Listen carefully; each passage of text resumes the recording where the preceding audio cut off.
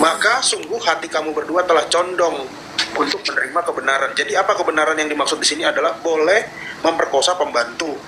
Itu yang pertama ya Pak. Dan hal-hal yang terjadi di dalam kehidupan TKI di Arab. Dan jika kamu berdua saling membantu menyusahkan Nabi atas gosip tadi ya, maka nih lihat Allah mengulti lagi. Sungguh Allah menjadi pelindungnya. Nyanyi siapa itu? Nabi Muhammad dan juga Jibril. Mak bodyguardnya nih ya. Nah ini lapis satunya Allah, lapis duanya Jibril. Perbudakan itu hadir bukan ketika Nabi SAW diutus, tetapi jauh sebelum Nabi SAW diutus, perbudakan itu sudah ada, hamba sahaya itu sudah ada. Tetapi di zaman Nabi SAW dihilangkan laun demi laun, sedikit demi sedikit. Bahkan di zaman Nabi SAW ada kemudian kesalahan-kesalahan yang kafaratnya adalah memerdekakan budak. Abraham atau yang dikenal oleh Islam Nabi Ibrahim alaihissalam, beliau menikah dengan budak. Siapa? Yaitu Sayyidah Hajar atau Hagar. Dalam tradisi Kristen menyebutnya seperti itu. Artinya apa? Diperbolehkan menikah dengan budak. Termasuk Nabi Ibrahim alaihissalam menikah dengan Hajar. Kalau misalkan di tokoh Kristen atau Bible sendiri menikahi budak itu diperbolehkan, kenapa lantas kemudian Anda tidak mengatakan Nabi Ibrahim memperkosa Hajar, seorang budak, tetapi Anda paling lantang mengatakan bahwa Nabi SAW memperkosa budak Maria Qibtiyah? Waliyahudzubillah.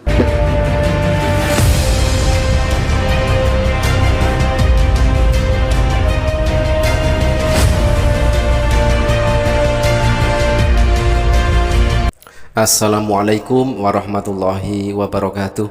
Sahabat, pernah viral beberapa waktu yang lalu ternyata yang namanya Prof. Dr. Metatron LCMA itu ngaku sendiri bahwa gelar di depan namanya dan di belakang namanya itu adalah bukan gelar akademik, tetapi itu adalah hanya tipu-tipu yang dipakai oleh seorang polemikus Kristen yang bernama asli Edwin Huta Barat ini ya.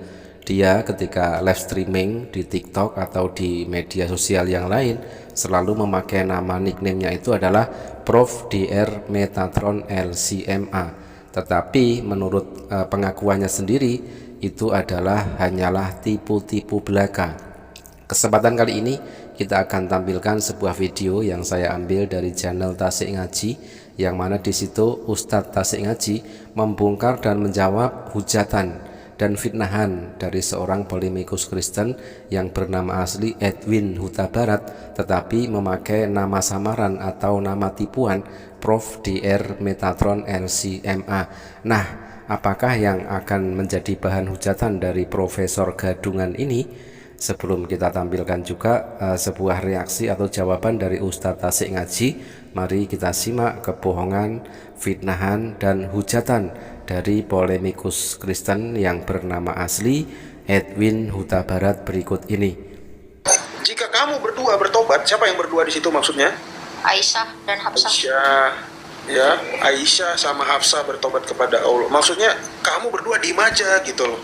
Maka sungguh hati kamu berdua telah condong untuk menerima kebenaran. Jadi apa kebenaran yang dimaksud di sini adalah boleh memperkosa pembantu.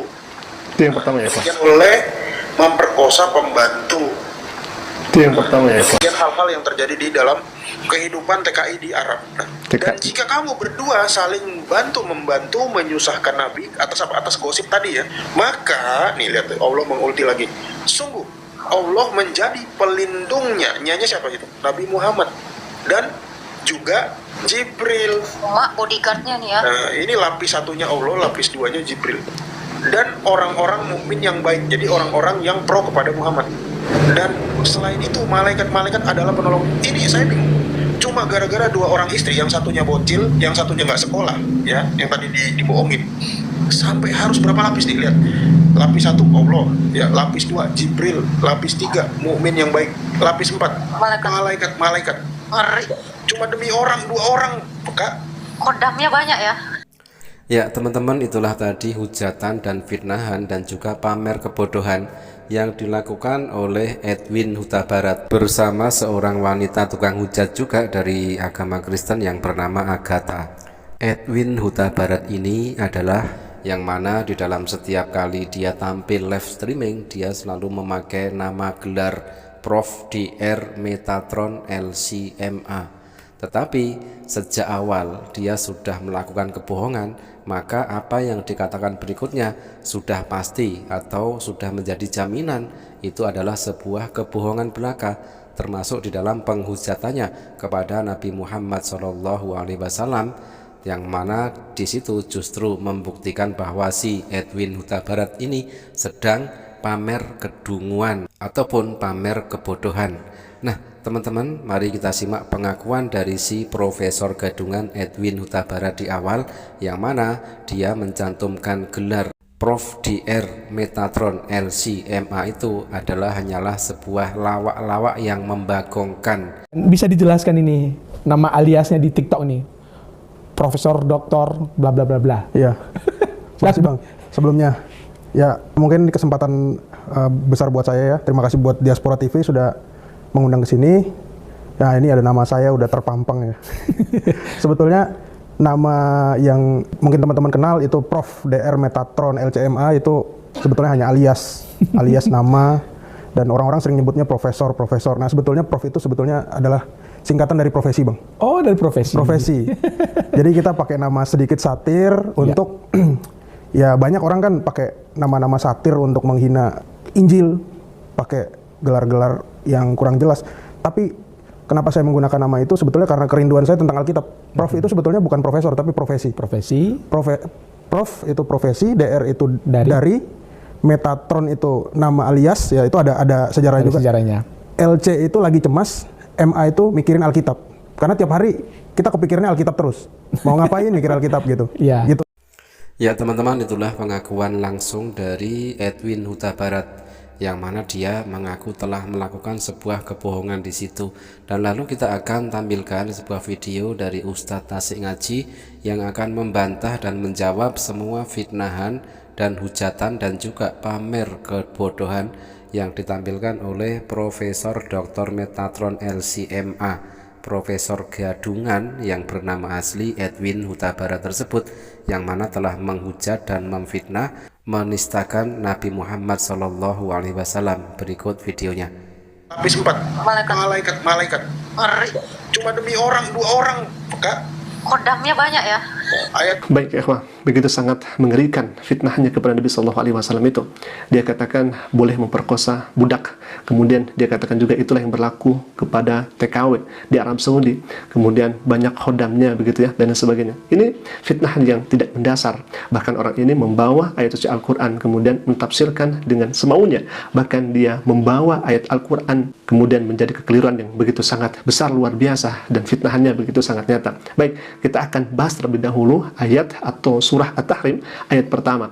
Nabi SAW oleh Allah Subhanahu wa taala diperingatkan karena di ayat ini, di ayat pertama Allah Subhanahu wa taala melarang Nabi, karena di ayat pertama Nabi SAW mengharamkan dirinya tidak bersama-sama dengan Maryah Qibtiyah. Kemudian turunlah ayat yang menegur kepada Nabi SAW bahwa hal tersebut tidak diperkenankan karena hal yang kemudian halal bagi Allah Subhanahu wa taala, tetapi kenapa Nabi SAW mengharamkannya? Kemudian Allah berfirman, ya ayuhan nabi lima tuharrimu ma ahalallahu lak, wahai Nabi, jangan menjadikan sesuatu yang halal itu kemudian engkau haramkan. Maka di ayat keduanya, di terusan ayatnya, Allah Subhanahu wa taala berfirman, qad faradallahu lakum tahillata aymanikum. Kemudian sumpah tersebut, janji tersebut dihilangkan oleh Allah Subhanahu wa taala karena Nabi SAW membayar kafarat, melaksanakan puasa selama 3 hari, dan ini menjadi hukum dalam kaidah fikih dan sebagainya. Kemudian di ayat selanjutnya Nabi SAW memberitakan kepada Hafsah agar tidak menceritakan kepada istri Nabi SAW terkait sumpah yang kemudian diucapkan oleh Nabi SAW dengan mengharamkan Maryah Qibtiyah ini. Akan tetapi ya Hafsah yang namanya manusia dan tidak maksum, karena Hafsah itu bukan Nabi dan Hafsah ini bukan utusan Allah, karena tidak maksum ya melaksanakanlah kesalahan tersebut. Kemudian Hafsah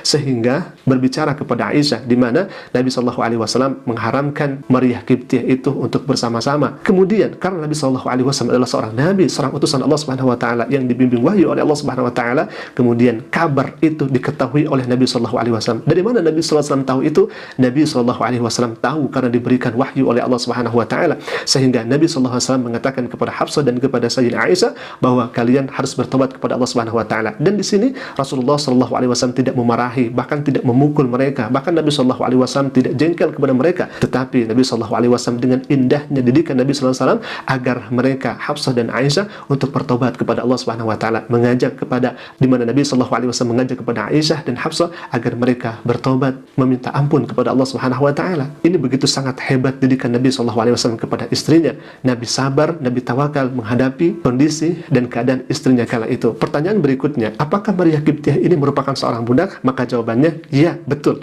Maria Qibtiyah ini adalah seorang budak. Tetapi perbudakan itu hadir bukan ketika Nabi SAW diutus, tetapi jauh sebelum Nabi SAW diutus, perbudakan itu sudah ada, hamba sahaya itu sudah ada. Tetapi di zaman Nabi SAW dihilangkan laun demi laun, sedikit demi sedikit.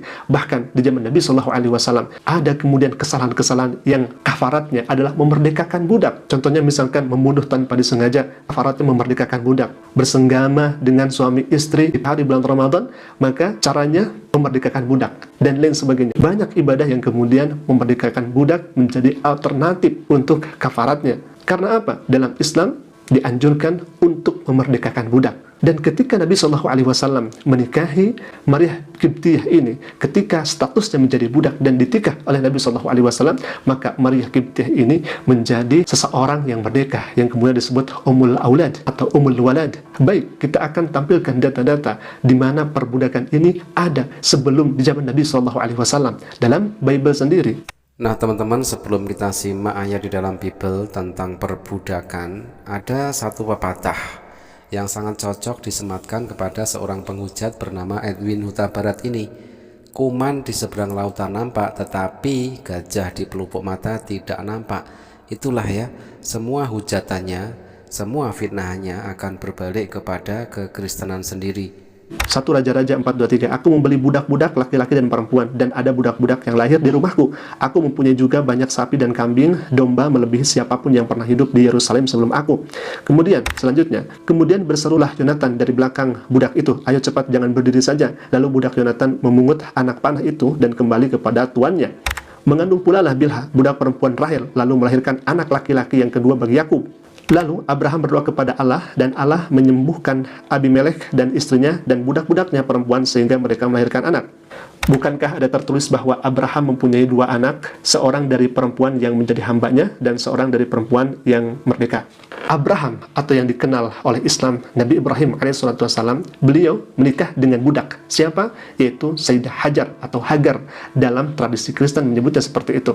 Artinya apa? Diperbolehkan menikah dengan budak. Termasuk Nabi Ibrahim alaihissalam menikah dengan Hajar. Kalau misalkan di tokoh Kristen atau Bible sendiri menikahi budak itu diperbolehkan, kenapa lantas kemudian Anda tidak mengatakan Nabi Ibrahim memperkosa Hajar, seorang budak, tetapi Anda paling lantang mengatakan bahwa Nabi SAW memperkosa budak Maria Qibtiyah, waliyahudzubillah. Dan di dalam Islam, laun demi laun, sedikit demi sedikit perbudakan itu, praktik perbudakan itu harus secepatnya dimerdekakan. Sebagaimana Allah Subhanahu wa taala berfirman dalam Al-Qur'an, "Faqqu raqabah", merdekakanlah budak itu. Alhamdulillah, itulah jawaban dan bantahan dari kami bahwa perbudakan itu tidak kemudian hadir tatkala Nabi SAW diutus. Tapi kalau misalkan kita melihat di Bible, justru banyak juga yang menyebutkan budak-budak dan lain sebagainya. Dan di dalam Islam, sekali lagi, Islam menganjurkan untuk memerdekakan budak. Alhamdulillah, mungkin itu dulu video yang bisa kami sampaikan. Viralkan orang ini, semoga dia bisa mempertanggungjawabkan apa yang kemudian selama ini dia hujat kepada Islam, fitnah kepada Islam, dan menghina Nabi SAW. Na'udzubillah min dzalik.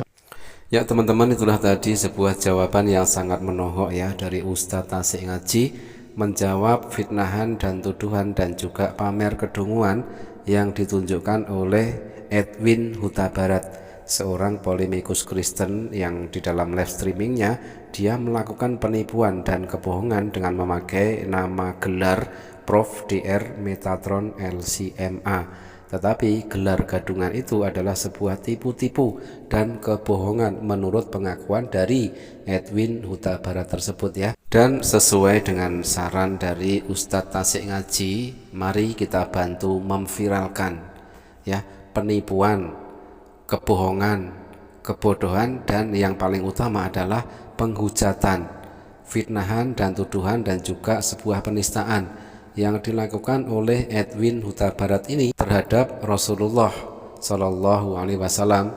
Sekali lagi, mari kita bantu memviralkan kelakuan dari polemikus Kristen Edwin Huta Barat ini yang telah memfitnah dan menghujat Nabi Muhammad Shallallahu Alaihi Wasallam, dikatakannya memperkosa pembantu. Teman-teman, bantu kita viralkan ya.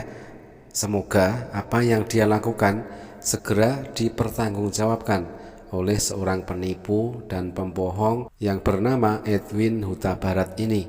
Teman-teman, kaum kafir sering memfitnah Islam tentang masalah perbudakan, termasuk kebolehan menyetubuhi budak. Mereka sering mengutip ayat Al-Quran seperti Quran Surat Al-Mu'minun ayat 5 dan 6, Quran Surat An-Nisa ayat 3, Quran Surat An-Nisa ayat 24, dan beberapa hadis Nabi Muhammad SAW yang kita tahu telah berkali-kali dijelaskan oleh umat Islam di berbagai forum diskusi dan dari berbagai perspektif pula. Nah, sekarang mari kita tanya kepada mereka ya, khususnya kepada Edwin Huta Barat, seorang polemikus Kristen yang melakukan penipuan dan kebohongan tetapi masih tetap menghujat Nabi Muhammad SAW. Semisal kita bertanya, bagaimanakah Bible sendiri mengatasi masalah perbudakan? Apakah Bible melarang perbudakan?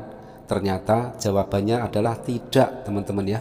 Justru di dalam Bible banyak ditemukan masalah perbudakan dan Yesus sendiri tidak pernah memberikan ketegasan hukum untuk membebaskan budak.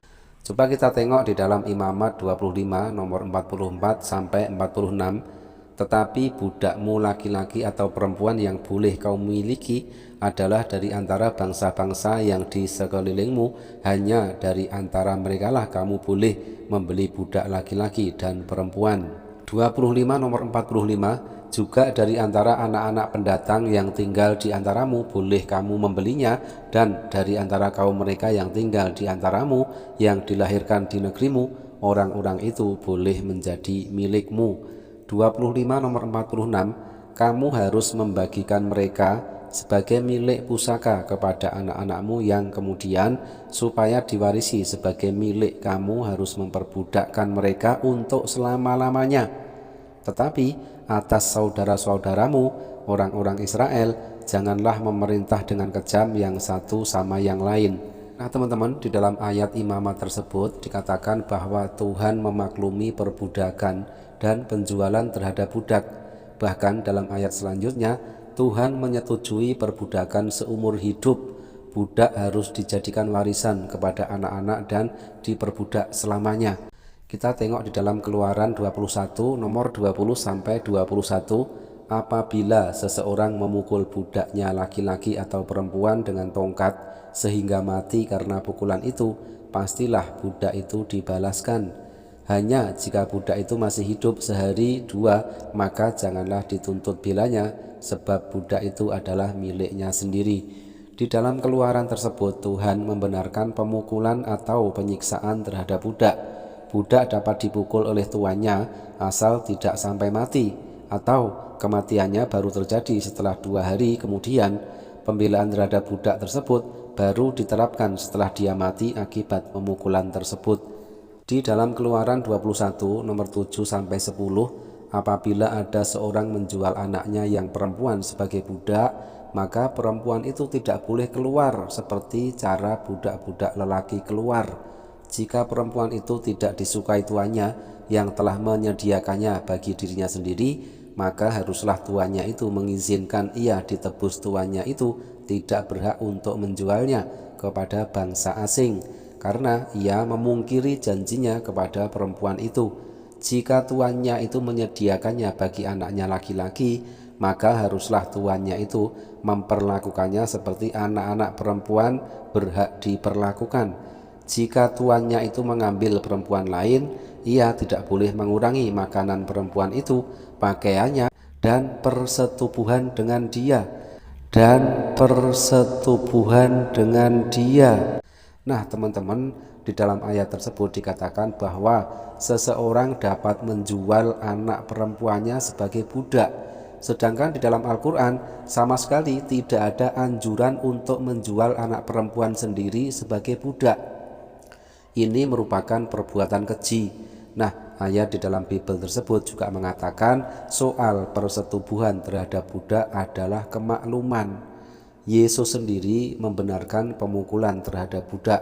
Kita bisa tengok ayatnya di dalam Lukas 12 nomor 47. Adapun hamba yang tahu akan kehendak tuannya, tetapi yang tidak mengadakan persiapan atau tidak melakukan apa yang dikehendaki tuannya, ia akan menerima banyak pukulan. Jadi di dalam Bible kepunyaan Profesor Dr. Metatron LCMA atau Prof. Dr. Metatron Gadungan tersebut ya, di dalam Bible-nya sendiri banyak adanya fenomena perbudakan. Dan jika disimak di dalam Bible dan di dalam ajaran Yesus, tidak ada ketegasan untuk membebaskan budak atau menghapuskan perbudakan. Bahkan mungkin jika tanpa Islam, jika tanpa Al-Quran, perbudakan sampai saat ini masih tetap ada. Kita juga menyimak tadi si polemikus Kristen Edwin Huta Barat itu menyinggung-nyinggung tentang TKI atau TKW yang berada di Arab ya, tentang masalah perbudakan tersebut. Nah, itulah bentuk daripada seorang Metatron ataupun Edwin Huta Barat tersebut di dalam mencaci dan menyerang agama Islam ya, dengan adanya berita-berita tentang negara Arab yang perlakuannya buruk terhadap TKW. Beberapa kali dikatakan di situ ada penindasan dan perkosaan terhadap TKW, itu disebabkan orang Arab sana yang menganggap TKW itu budak. Itu jelas tidak dibenarkan di dalam agama Islam. Mereka melakukan itu karena terpengaruh oleh budaya jahiliyah dan lebih karena hawa nafsu, maka mencari pembenaran saja. Di dalam agama Islam sendiri sudah jelas berhasil menghapuskan sistem perbudakan yang notabene bukan berasal dari budaya Arab, melainkan warisan jahiliyah, budaya peradaban-peradaban besar sebelum Islam. Islam bukan Arab dan Arab belum tentu Islam. Jadi tidak ada kaitannya kelakuan orang Arab dengan ajaran Islam. Terkadang lucu juga jika Edwin Huta Barat itu ya mengaitkan berita dari Arab dengan ajaran Islam. Padahal kita ketahui bahwa mayoritas muslim terbesar di dunia adalah Indonesia. Jadi sebenarnya belum tentu orang Arab yang melakukan perbuatan buruk tersebut adalah orang Islam.